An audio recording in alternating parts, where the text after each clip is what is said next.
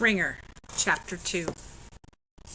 His mother called, "Palmer, hurry, they're coming." The doorbell rang. "Palmer!"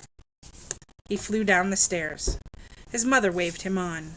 Go, it's your birthday. You invited them."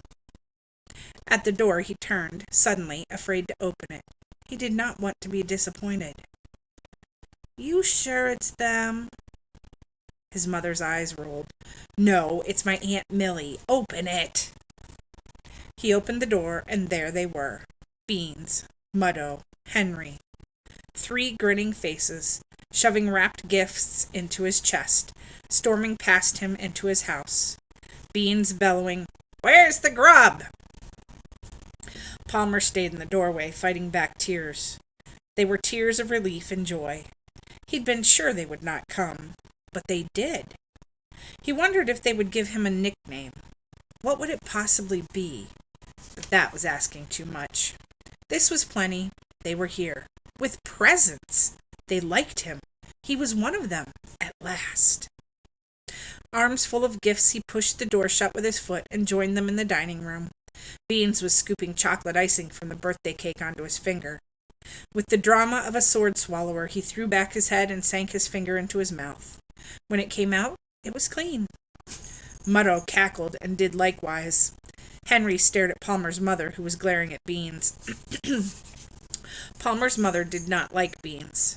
She wasn't crazy about Muddo or Henry either, but she especially did not like Beans. "He's a sneak and a troublemaker," she had said. "He's got a mean streak." And she was right. But he was also leader of all the kids on the street, at least the ones under 10 years old. It had always been that way. Beans was boss as surely and naturally as any king who ever sat upon a throne. "But he's the boss," Palmer would explain to his mother. "Boss my foot," she would snort and turn away. Some things mothers just did not understand. "Open the presents," Beans barked. He rapped on the table with a spoon. Muddo rapped a spoon also. Palmer dumped the gifts onto the table, and for the first time took a good look at them. They were wrapped in newspaper, sloppily fitted and closed with black tape. No ribbons, no bows, no bright paper. He tore open the first. It was an apple core, brown and rotting. "It's for me," piped Muddo. "You like it?" Muddo howled. Palmer giggled. "It's great, thanks." What a guy, that Muddo. The other gifts were a crusty, holey, once white sock from Henry, and from Beans a thumb-size brown something that Palmer finally recognized as an ancient cigar butt. Silverware hopped as Beans and Muddo pounded the dining room table, laughing. Palmer's mother, still glaring, came with more gifts. These had ribbons and bows and beautiful paper. "Gee," she said, "after those nice presents you got, I feel really cheesy giving you this junk." Palmer opened them. A soccer ball, a book, a pair of sneakers, a Monopoly game. "Thanks, Mom," he said. It was pointless to say more, pointless to say, "I like their presents just as much as yours because they did it themselves." That means something. It means, we came into your house. We gave you a cigar butt. You're one of us. Palmer's mother lit the candles, 9 of them, on the chocolate cake with chocolate icing.